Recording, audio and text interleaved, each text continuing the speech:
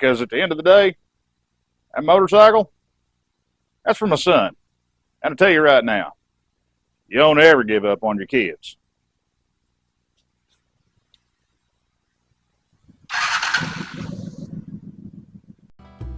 Well, whoever said stainless steel doesn't rust damn sure didn't live here in Florida. Salt in the wind makes them from the bay in the ocean make it that way. Well, the fact that she had this thing wrapped up in a cheap-ass Harbor Freight tarp, sweating and rotting in her backyard for a couple of years didn't help. She might as well have parked the damn thing in a greenhouse. If we wanted that tarp, we could have just picked it up with a broom and dustpan. Either that or a shop vac. Actually, a shop vac would have been a good way to rehome the ant colony that we found living in this thing, along with the dirt dauber nests. But after we got the goo cleaned out of the carburetors and got them squared away and got the coolant leak stopped up, nut and bolt-wise, the thing came out pretty solid. What? Still gotta teach me. Yeah, well, there is that, but you gotta crawl before you can walk here, son. Plus, we gotta get you some handlebars on here that fit a little bit better for you, and also some tires that ain't cracked up like Tammy Faye Baker's face. That, and we got the janky wiring that we found on the front end of this thing, because right now there's like 17 wires that we're really not sure where they go, but every single one of them's black. Yeah, don't exactly give me the warm and fuzzy. That and a little bit of funk and crust removal on the front end and different headlight turn signals, something you can actually see with. You know, that's definitely going to be a plus. Get all that fungal growth off. No kidding there. Also, while we're at it, we're going to take care of these tetanus toothpicks that are posing as spokes on the wheels whenever we put the tires on, because I found out that the stainless spoke kits from Buchanan's are actually cheaper than the stock replacements from Honda, so you can't hardly beat that. Yeah, definitely keeping that radiator covered, though. Yeah, your grandpa would have got a kick out of that, because that old man sure did love his Eagles. Catchers. They did.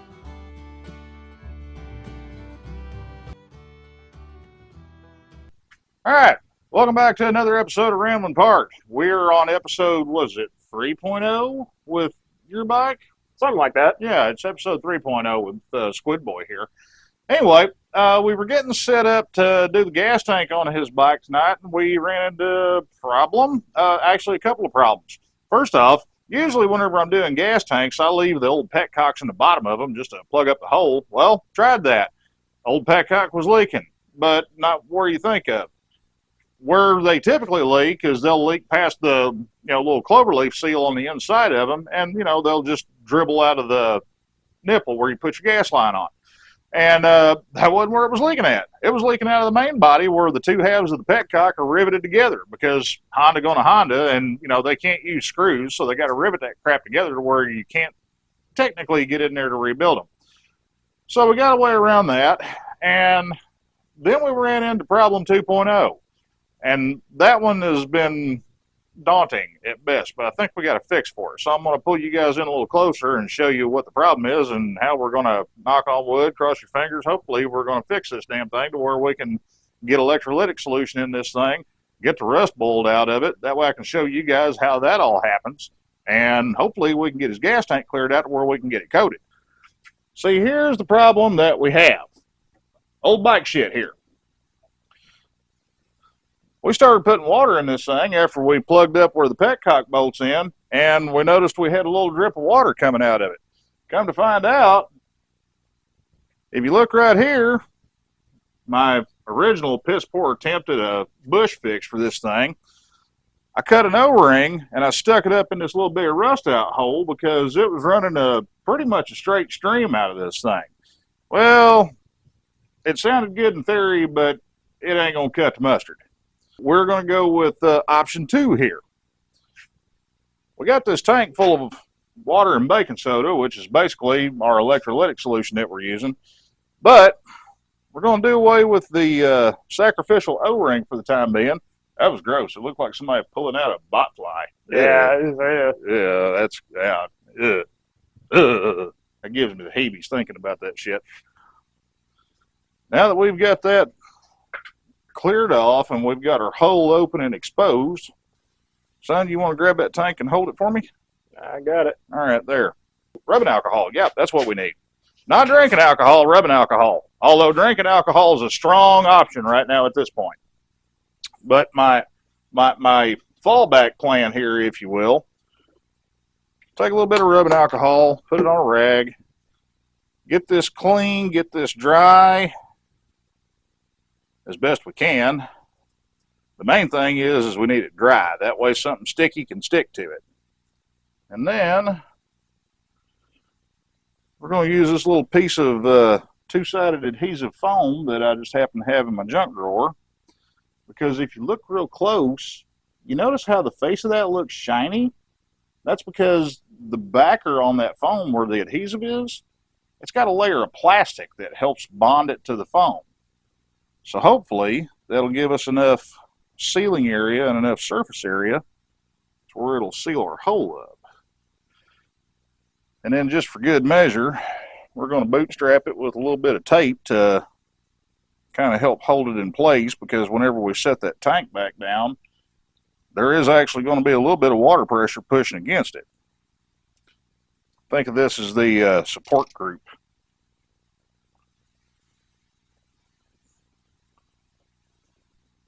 About what's the mixture of baking soda with water? Well, there's no science there. I mean, just enough for it to conduct?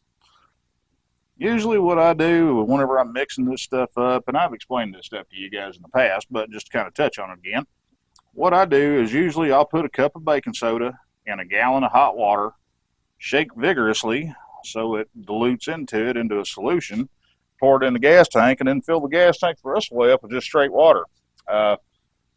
75 cents a box at Wally World, y'all. That's all you need. Just one box of Arm & Hammer, and you're good to go.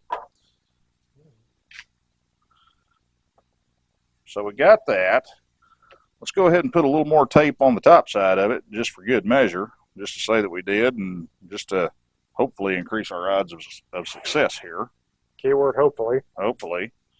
Because I really don't want to have to go to welding up pinholes in this gas tank, and I really don't want to have to pay actual money to take it to somebody else to have them do it. This is a low-budget production here, folks.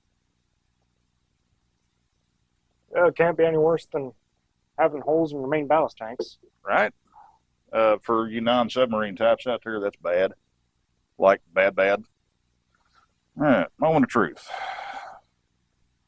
Do we have water? So far, so good. Thing is, we're going to let it sit there for a few minutes just to make sure that it's going to hold in there before we be like, oh, okay, it's fine, and walk away from it, because knowing my luck, it'll leak, and I'll come out here in a couple hours, and there'll be a big-ass puddle right there. Go away. It flies. Yeah, they fly. Didn't know that? I forgot. I mean, you got to remember, I'm used to an atmosphere where bugs don't live. Wrong. You're used to an atmosphere where the bugs die because they're irradiated. Well, not because they're irradiated. Because chemical warfare. Non-Florida types, there's this thing called a palmetto bug. At least that's what we call them to make ourselves feel a little bit better about them down here, because basically they're like a mega-sized cockroach. Thank God they're too damn big to get in your house most of the time, because honestly, they're creepy as hell and they're gross as shit, especially if you accidentally step on one barefoot. But out here in the shop, it's a little bit different scenario, and I have different means of dealing with them. Yeah. Well, I'll tell you what, dude, while we're waiting on that and holding our breath and hoping like hell that it works, why don't you go ahead and let the lift, put the ramp back on the back of the lift, let the lift down. Let's get your bike up here. That way we can start tearing off all that gangly-ass electric stuff on the front of it. All right. Here, trash can. Thank you. It would have sucked if I missed that. Actually, it'd been kind of funny if you missed that, but the astounding part is that I threw it, you caught it, and we didn't even have to practice that shit. Normally, it doesn't work out that way. All right. I ain't got to do this, but it makes me feel better about it. What are you, Ludo? Oh, yeah. Slight little footnote here, and kind of a personal bitch of mine. These A-port straps, I think that's how you say them. Got these off Amazon. I had Daddy Dirt tied down by the back end, and these cool little swivel safety clasps. They were pulling a little bit sideways on the lift from the way I had it strapped on the edge of the lift. Look at that crap. I wasn't even pulling on them that hard. Both of these things bent. Buddy Bezos is getting these back. Oh, and I want to take you guys along for a ride and show you something here that you're going to laugh about. Now, when we first did the first video on Squidboy's bike here, somebody asked me about these fork cap covers here that are on the tops of the forks. And they asked me, are those things faucet handles? I was like, no, they're just a chrome fork cap. And then I got to looking at it. I'll be damned if they ain't. Those are absolutely faucet knobs. Those are faucet knobs from somebody's bathroom faucet that they stuck on this thing. So I guess you got a hot side to your fork and a cold side to your fork.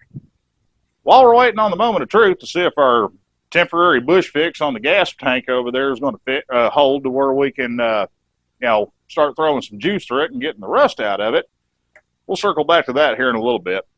While we're waiting on that to see if that's going to hang in there to where we can actually start pulling rust out of this thing, we're going to start dealing with some of the, all that shit. It looks like it runs the entire length. Oh, this is the relay for that air horn that's down there. And honestly, those horns work okay-ish. And actually, we can test this real quick to see if it even works. Give it a quick blip on the horn button. Nope, don't work. Have you tried direct connection? That's what I'm going to do. This is the non-scientific method of doing this. If you're an electrical engineer, please don't write me any hate mail over this. So we're going to take that, and then we're going to take that, put that there. You hold that ground wire there. It's dead, Jim. Okay, off it goes. You might as well go ahead and snip the wires going to the horn because they're scrap at this point. We'll put them in the electrical just in case box in case we need them for a little piece of something later down the road. So while he's over there getting that crap ass Amazon air horn off of there, let's start unplugging all this stuff that come from the factory hand controls. We're going to set that aside because we got to reuse those. But all the other miscellaneous wires that we're not really sure where they go, those are going to go away. No, that goes in the round file. Round file? What do you mean? Yeah, the round file. Yeah, how trash cans are usually round. Yeah, that's the round file. Yeah, thread it back into that ear on the frame. That way we can keep track of it. Because we will need that for later. Why did they do this? There. That was one of our mystery wires that I just had to forcibly remove where somebody had grafted it into the original harness. I know there's a lot of you electrician type guys out there that's watching this right now, and they're like, what in the hell were they thinking? Believe me, I've said that a lot here lately. This is all factory stuff, and here's more bullshittery where they've grafted into the stock harness. I'm just clipping this right now just to get it to release. When we go back together with this, I'm going to go in here in this section of wire here that they did a real piss poor job of splicing into. We're going to splice into that right and put a new terminal on there to where it pins back into the stock connector like it's supposed to. You gotta love duct tape on wiring terminals. That's just great. Now I can't just hack and slash all this stuff out of here because some of this is the factory harness that I've got to retain.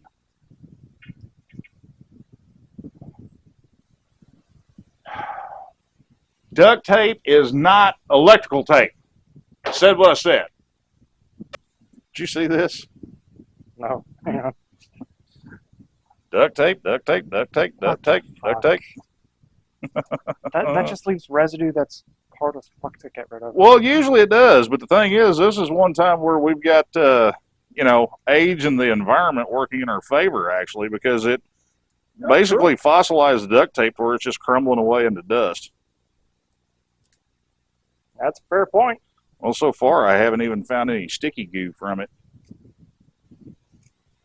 I ain't even going to bother marking all this crap because the thing is, it's all factory Honda color code, and also I'm going to have to go back and I'm going to have to back probe all this stuff with the meter anyway to figure out what my functions are whenever we go back together with it. Right now, I just want all the nastiness gone. Well, the big thing about these little rubber frame nubbins that your gas tank sits on, a lot of times when you get a bike where it's got some years on it, it's got some miles on it, these things get old, they get hard, they draw up, and a lot of them didn't fit worth the crap from the factory anyway. So whenever you go to put the gas tank on, they fit so loose, a lot of times you'll knock them off and you got to fight with them. What I do on these is whenever I got a gas tank off on one, I'll take a little bit of black urethane weather strip adhesive and just run a little bitty bead of it right around the body of that bushing where it presses up against the frame. Stick it on there, problem solved. Once that urethane cures, you can get it off, but you're going to have to work at it to get it off, and you ain't going to, well, let's put it this way. If you knock it off by putting the gas tank on, you're putting the gas tank on wrong. So here we got our factory wiring stub, with the exception of this that goes into our headlight bucket. I'll move my mic real quick.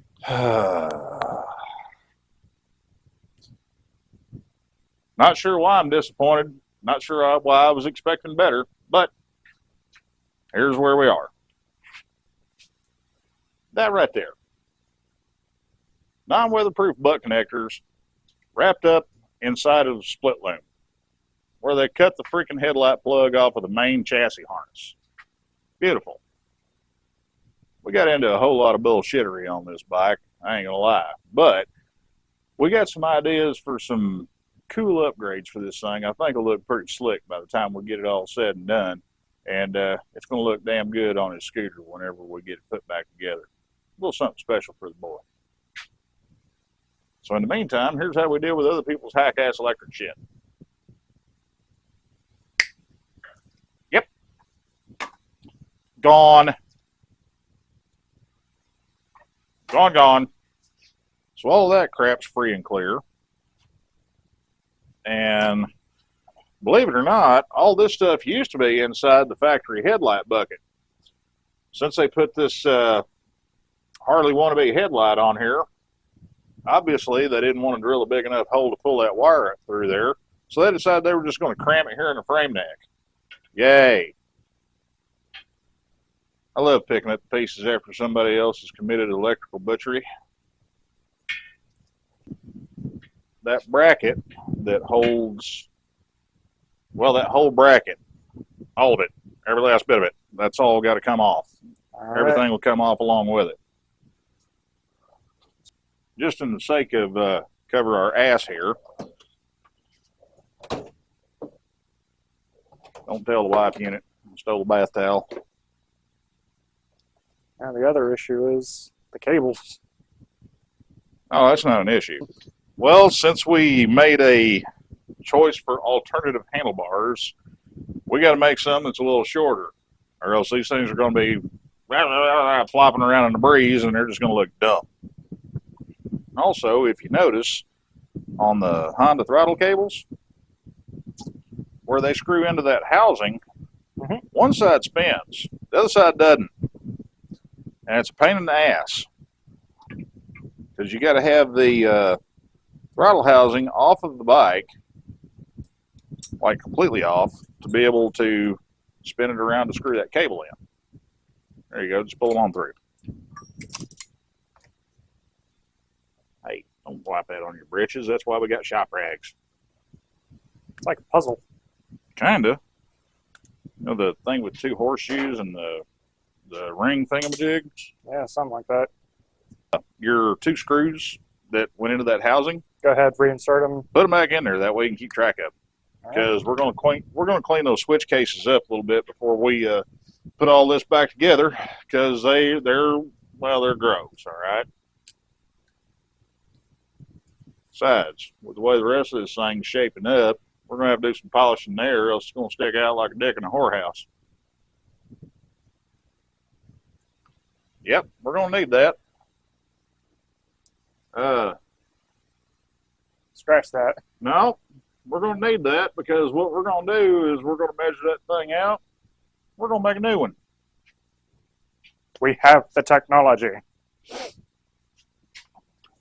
Yeah, it's called a ruler.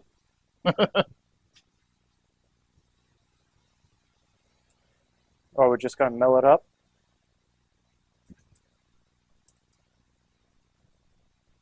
That'd be easy to make a replacement for. We'll just take some aluminum round, chuck it in the lathe, whittle away on it a little bit, and then boom, we're good. What's that?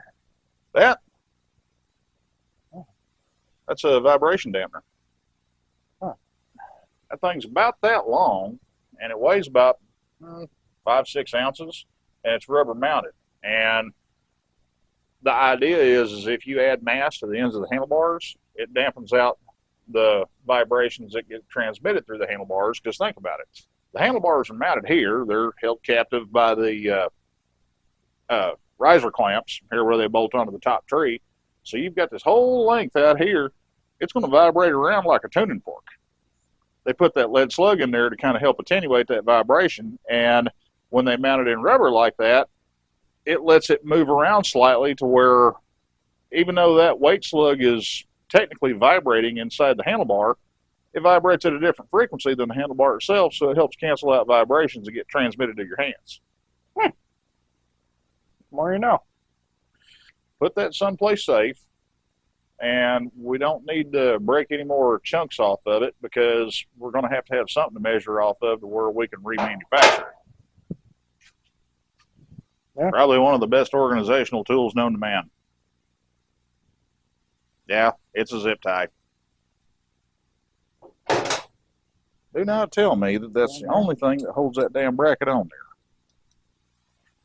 No, that's separate. Is it? That is for the light bar. This is the headlight mount adapter. Oh, crap. Oh, you're kidding me. That's all that keeps it there? Boo. Oh, come on, man. Man, that thing is, as long as that headlight is and as heavy as that bucket is, every time you hit a bump, that thing had to have been flopping around like mad. Look at that. I got to show you all this. This is a prime example of go back and start that shit over. Because this big, ginormous, heavy Azure 7-inch headlight, this thing weighs probably 5 pounds, give or take. And look at the offset on this thing. Look at how far that mount sticks it out there. Look right here. See those little guys? That's the only damn thing that bolts this onto the motorcycle. There's a bolt on each side that goes in there from the back side that goes into an existing threaded hole in the lower triple tree on this thing. And that's the only damn thing holding this onto the motorcycle. And, I mean, dude, that thing's sticking out there damn near a foot. We're going to pattern off of this mount, but we're actually going to build something that's going to be bolted down solid to where it doesn't vibrate like crazy or, you know, make the headlight jump up and down like the Dow Jones. Stupid, man. That's just dumb. The wild part about that shit is, have you guys actually priced Azure headlights lately? They don't give that shit away, man. It ain't cheap. But their design sure as hell is, at least for this thing. Wow, that's tragic looking. Bring the camera over here and show them this electric. All right. You guys are coming on a field trip. These wires are originally supposed to pass through the tubes on these driving light mounts, and they come in from the bottom. I guess somebody overlooked that part in the instruction pamphlet that came with their high-dollar Cobra light bar. So it's probably a good thing that we're making these go away. Look here what they did to fit their high-speed headlight mount. They cut all of this crap out. I mean, it's barely got enough to hold on there.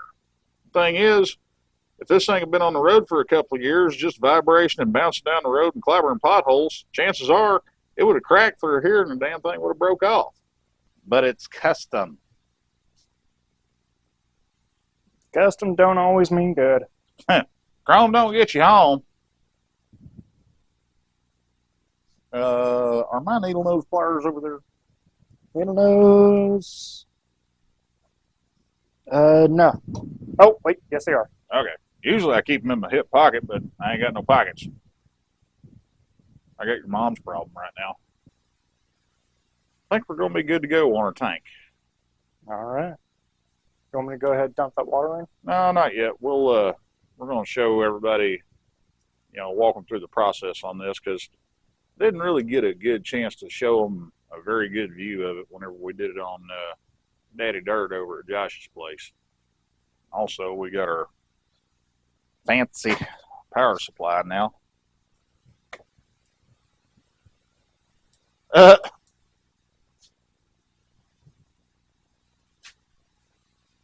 crammed the bolt covers full of friggin' sticky tape. That's how they were on there. You kidding me? Oh my God. I got a feeling these are more plumbing fixtures from Lowe's. I think they are.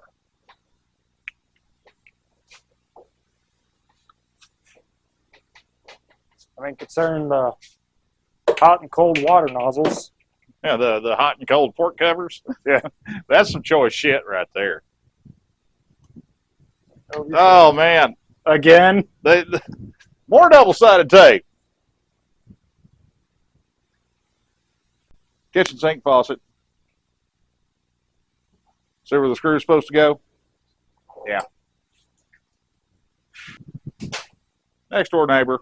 That's the cold side. I'm pretty sure it was Cheeseburger that asked this question, but Bubba, you nailed it.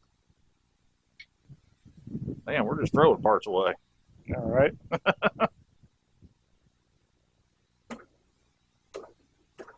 Aha! Success! There. All right, set that whole mess off to the side because that's going to be going to the ride factory with us. All righty. I don't want to bend that because if you get a bend in chrome, it's there forever. You'll never smooth it out and make it look right. You're going to have to keep adding some heat to it. Just focus on the front here and the heat will transfer around.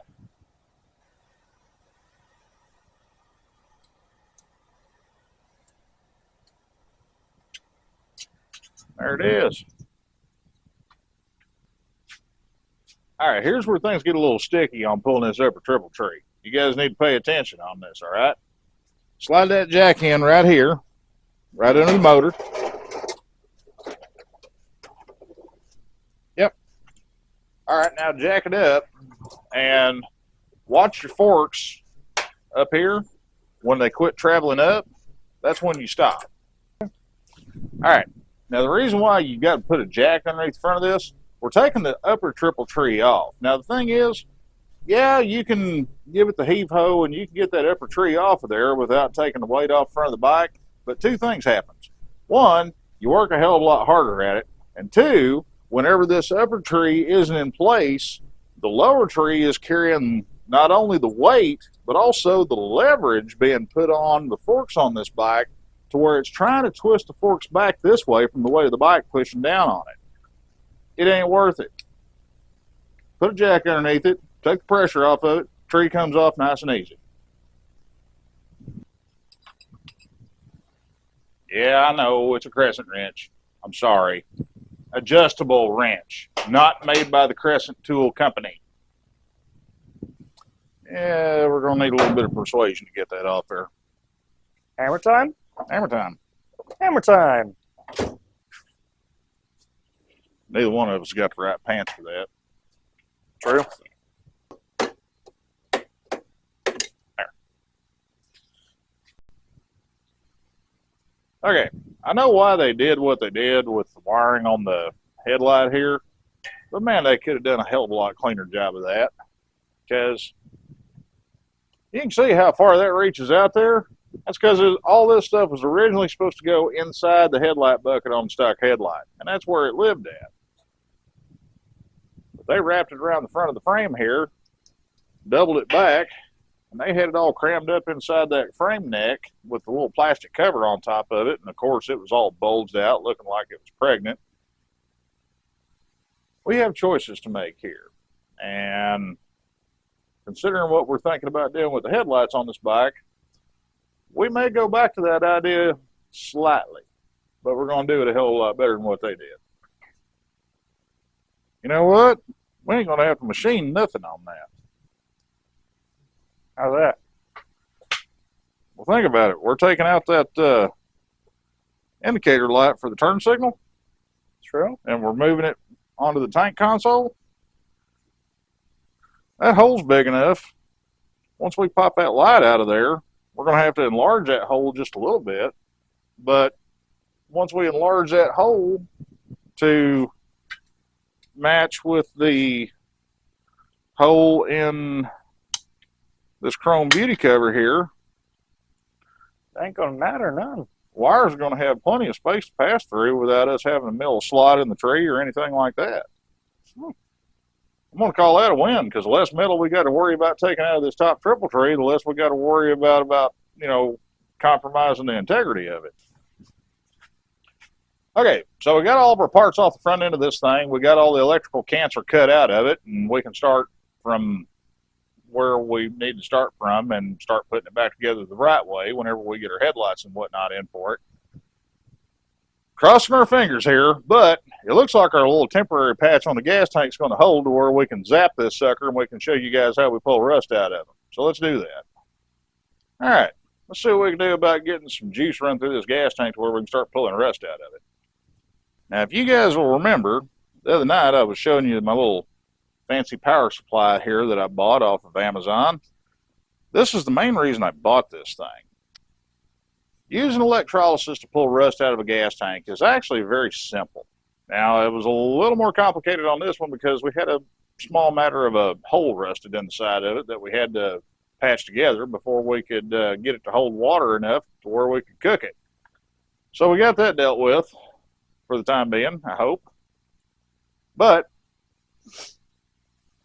let me show you guys how all this goes together and how it works. Now, this is actually very simple. What we're going to do is we're going to take our power supply, turn it on. We're going to set that to 12 volts. What we do is we take our sacrificial anode, which in this case is just a old cheap bolt that I dug out of the junk drawer, and we hook our positive to this. And then we're going to suspend this in the gas tank. The trick is this can't touch the gas tank because you don't want a direct short there. You want the current to flow through the electrolytic solution that's in the gas tank, which is our baking soda and water mix.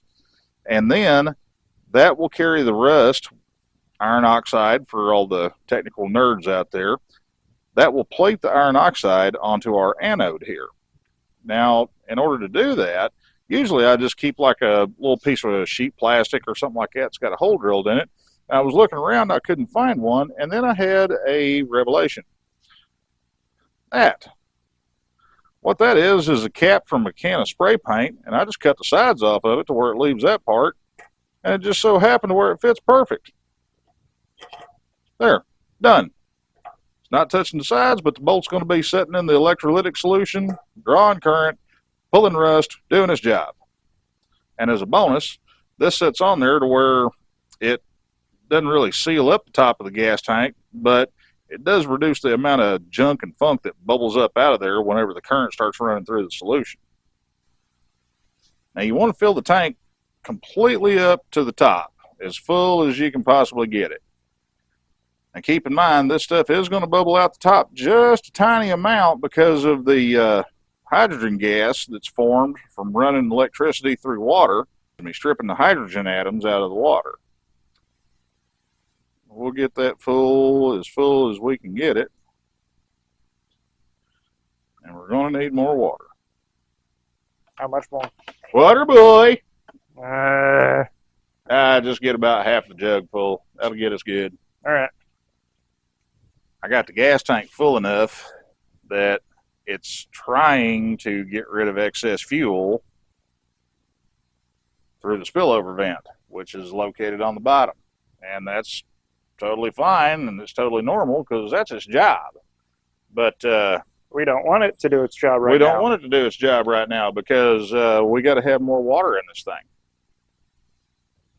There, I'll just stick you up here because that's higher than what the top of the tank is, and I know it ain't going to crawl uphill.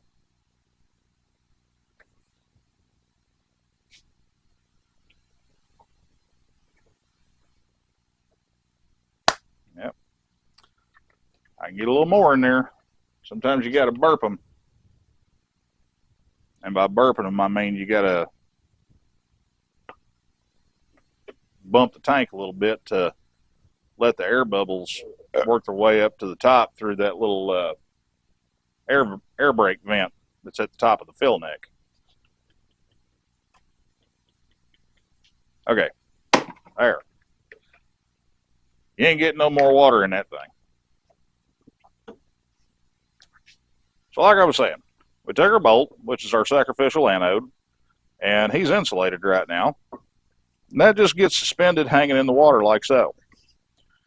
We take our positive lead and hook it to it. We run current through it.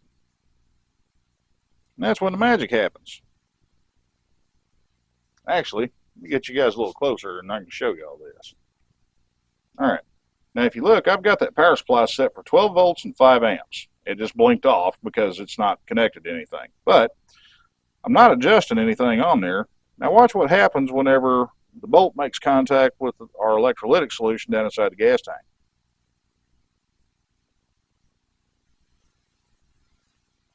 See that little bit of foam that's starting to grow there?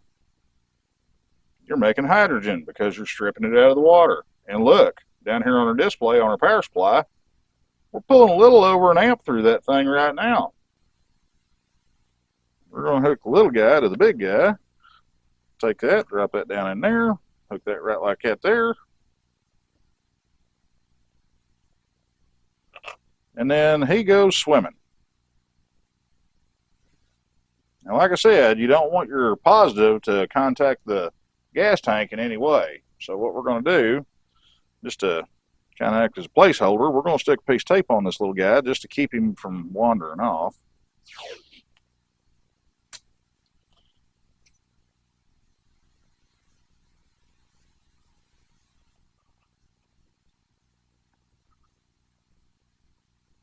Right like that there.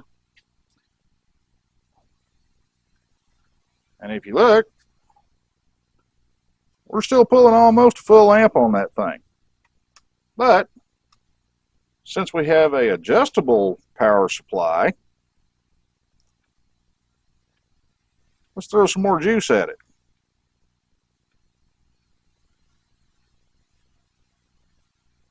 Let's say 15 volts. Hey, look, our amps all went up by like 0.3 of an amp. Wonder what our reaction's doing. That's very foamy. That is very vigorous. So actually, I'm going to turn that down since we're letting this thing sit overnight. That way we don't boil a bunch of junk out of the gas tank and make a big mess here on top of the toolbox. We'll let that sit there like that for, about a day. Every now and then, whenever you're doing a tank like this, you got to pull your anode up out of there and you got to clean all the funk and crusties off of it, because as more stuff adheres to the anode, your amperage draw will go down because it's not conducting as good through here.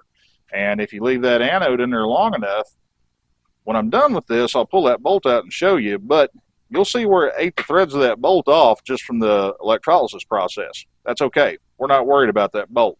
He's doing his part for the cause.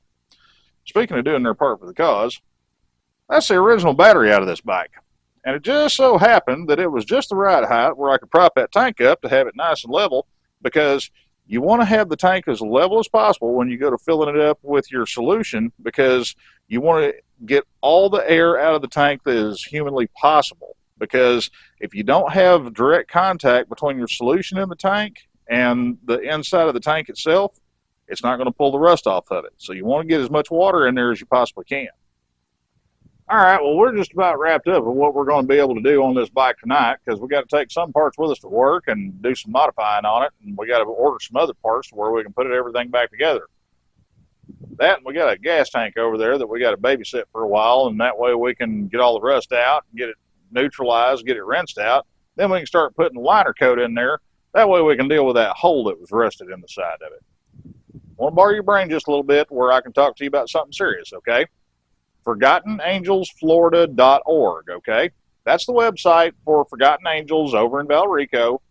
If you guys are familiar with them, you know what they do and you know who they are. They've got a damn good mission, and this is something that's constantly a struggle for them. Forgotten Angels basically takes in young men that have aged out of the foster care system, and now they have the ability to take in both young men and young women that have aged out of the foster care system and give them a place that they can actually call a home, build basic life skills, help start taking that first step forward in life into being a productive member of society and avoid being just another statistic that winds up homeless or addicted to drugs, or worse, a byproduct of the system that constantly cycles in and out of the detention facilities.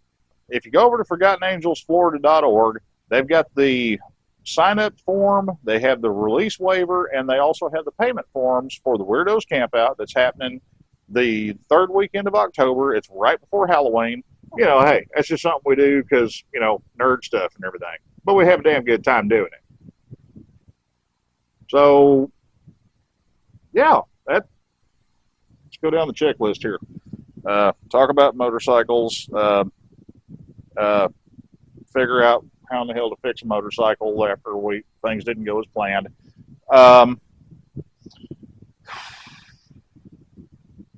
Oh yeah, we didn't set anything on fire this time. That's a plus. That's a big plus. Yeah, definite big plus. Anyways, I know it seems like this thing's dragging on. That's not my intention, but sometimes life gets in the way. That's kind of what happened with us on this thing. So we're back on Squidboy's bike here, and we're actually going to finish this damn thing. Now, we got some dents we got to bang out of the rear fender on it. I'm not going to show you guys that. Nobody wants to see a fat guy cussing, sweating, and swinging a hammer. You know, no, that's not a good look for me. And also, I'm a little off my game with this episode because, you know, Squidboy here, he's having to carry the flag, so to speak, as far as, you know, weird and goofy shirts. I forgot. Shame on me. Anyway, till next time, y'all. I love you. Look forward to seeing you in the comments. Check us out over on Patreon, okay? There's a lot of stuff over on Patreon that doesn't make it to YouTube. But anyway, Patreon members, look in your mailbox because something may be there here in a day or two. Anyway, I love y'all. I'll see you next time. I'll catch you on the flip side.